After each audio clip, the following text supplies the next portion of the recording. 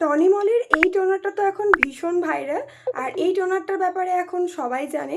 তো এই টোনারটা দেখে তোমরা বুঝতেই পারছো আমি কতটা ইউজ করেছি।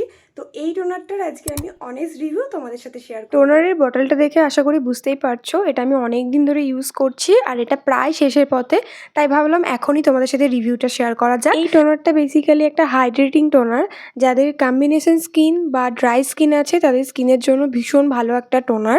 এই টোনারটা ইউজ করার পরে তোমাদের স্কিনটা একদম হাইড্রেট হয়ে যায়, আর তার সাথে স্কিনটার মধ্যে একটা গ্লো প্রোভাইড করে। এটা আমি লাস্ট 5 থেকে 6 মাস ইউজ করছি। এটা ইউজ করার পর আমার স্কিনটা আগের থেকে অনেক বেশি ইমপ্রুভ করেছে, আর তার সাথে একটা গ্লো এসে আমার স্কিনের মধ্যে। আর এটা তোমরা যখন ইউজ করবে তখন দেখবে স্কিনটা অনেক বেশি হাইড্রেট হয়ে যাচ্ছে। বিশেষ করে গরমের টাইমে তোমাদের আর আলাদা করে ময়েশ্চারাইজার ইউজ করার কোনো প্রয়োজনই পড়বে না এটা যদি তোমরা ইউজ করো।